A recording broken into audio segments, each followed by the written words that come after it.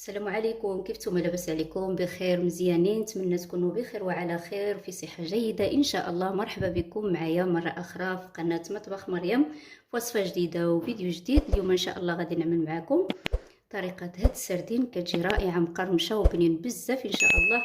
غادي تعجبكم الوصفه وغتجربوها. وشكرا لكم كاملين. من بعد هاد الغيبه هادي جيت لكم بالجديد، كنت عيانه واحد شويه.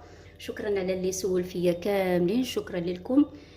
توحشتكم ورجعت لكم فيديو جديد ومرحبا بكم. وخليكم معايا تشوفوا المقادير وطريقه التحضير. بسم الله، نبدا معكم على بركه الله. بالنسبه للسردين ها هو نقيته، وانتم كتعرفوا الطريقه ديالو سهله. انا ما بغيتش نطول عليكم الفيديو باش يجي الفيديو مختصر. السردين كنقيوه مزيان وكنحيدوا له ديك الشوك اللي في الجوانب وكنقيوه مزيان. دابا غادي ندوزو للطريقه التحضير. نجيب واحد الطريسه. اول حاجه غادي نحك الثوم. الثوم كيبقى على قد قياس الحوت اللي عندكم. بسم الله. صافي غادي نحك الثوم ديالي بهذا الشكل.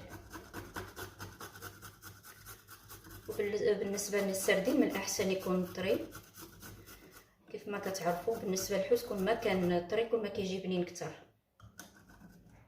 صافي انا غادي نحك هذا الثوم ديالي مزيان.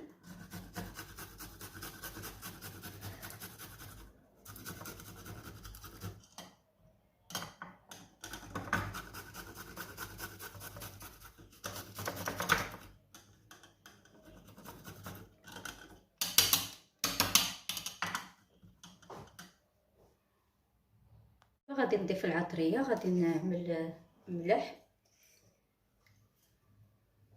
غادي نعمل واحد معلقه كبيره ديال التحميره فلفل احمر،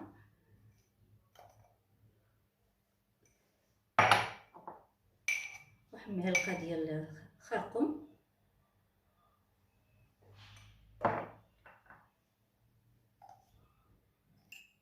معلقه ديال الكيمون،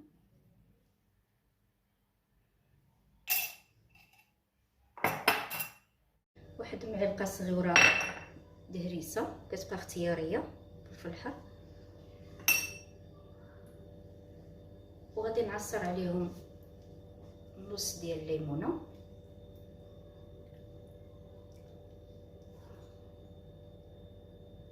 بهذا الشكل.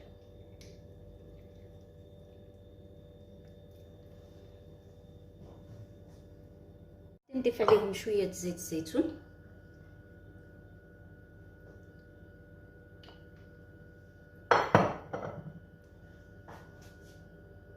غادي نضيف شويه ديال الماء غير باش تخلطنا هاد العطريه مع بعضياتها غير شويه.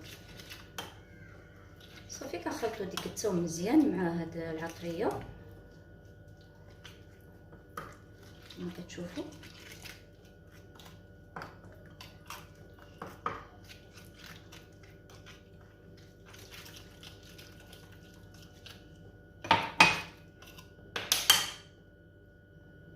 صافي دابا ملي خلطت ديك العطريه مع بعضياتهم مزيان غادي نشبروا السردين ديالنا. صافي نبقاو ندهنوهم مزيان بهاد الخلطه هذه، صراحه كتجي رائعه. صافي كنجيبوا واحده اخرى على هذا الشكل. صافي كنلصقوهم مع بعضياتهم هيدا. وبالنسبه للهريسه كتبقى اختياريه، اللي ما عندوش مع الحر يستغنى عليها. كان كيعجبكم الابزار عاود تستعملوا فيه عود الابزار على هذا الشكل.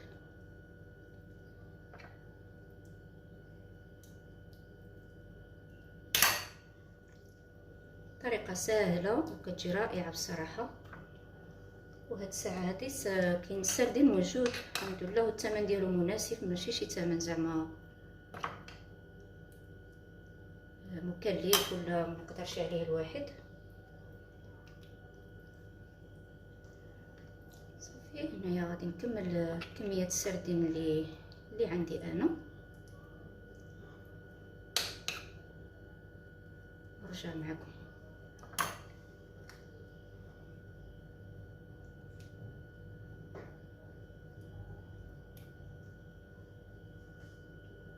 في دابا ملي عمرت السردين ديالي كما كتشوفوا، وديك اللي قامه اللي شاطت لي دهنتهم هيدا على برا. دابا غادي نجيب واحد الاناء اللي غادي نخلط فيه. غادي نعمل كاس طحين الفرص. غادي نضيف شويه د المليحه، شويه، واحد معلقه تحميره،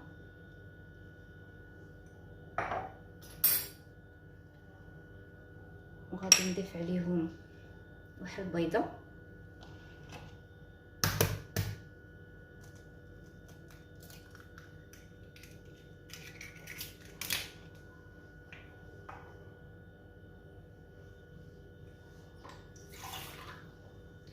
وغادي نضيف شويه ديال الماء.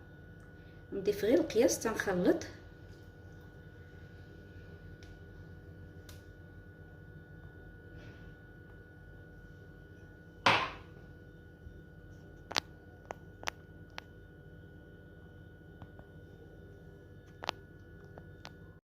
صافي كما قلت لكم غادي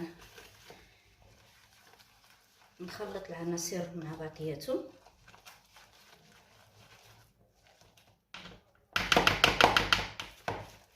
غادي نزيد شويه ديال الماء،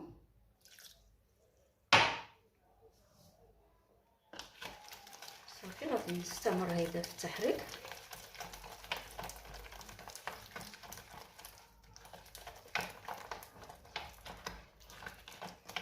تخلط ديك البيضه مليحه مع التحميره مزيان، ما يبقاوش ديك الكويرات د التحميره في الخليط بهذا الشكل. هنا باقي غادي نضيف شويه ديال الماء. هو الخليط كيجي بحال القوام ديال البغرير، كيجيش خفيف بزاف وما كيجيش ثقيل. الخليط هذا كيجي على هذا القوام هذا كما كتشوفوا. دابا عملت الزيت باش يسخن مزيان، غادي نبدا نقلي. كنشبر هذا الخليط هذا وكنغطسوا فيه هيدايا السردين ديالنا مزيان هيدا، ونحاولوا نهبطوا ديك الزياده د هذا الخليط. صافي ونحطوا في الزيت بهذا الشكل. صافي لهذا الشكل هذا. نقلبوا السردين مزيان في ديك الخليط. صافي ونحيدوا ديك الزياده، نحطوا في الزيت يتقلى.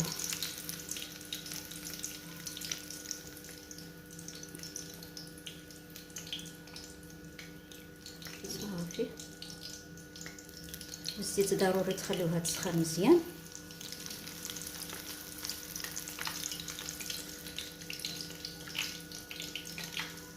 بهذا الشكل. صافي كنخليوه يتحمر وكنقلبوه.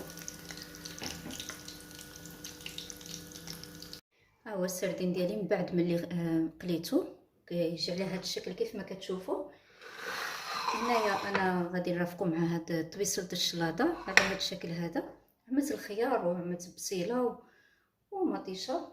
هنا غادي نشبر هاد السردين غنحطهم على هاد الشلاضه بحال هيدا.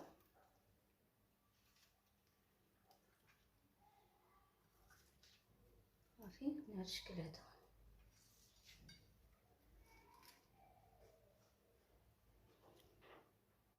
صافي وهنا غادي نضيف عليه شويه غير هيدا ديكور قزبور ومعدنوس.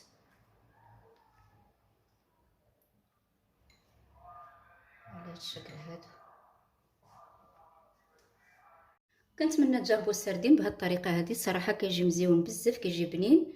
غتجربوها وغيعجبكم ان شاء الله. شكرا لكم على المتابعه، ولا عجبكم الفيديو ما تنساوش لايك للفيديو، تبارطاجوا مع الاهل والاحباب، بالنسبه للناس اللي يلاه كيزوروا القناه ديالي، مرحبا بكم والف مرحبا. اشتركوا في القناه وشكرا لكم، فعلوا الجرس يوصلكم الجديد. شكرا لكم كاملين على المتابعه، وانتظروني في فيديو اخر ووصفه جديده ان شاء الله. الى اللقاء.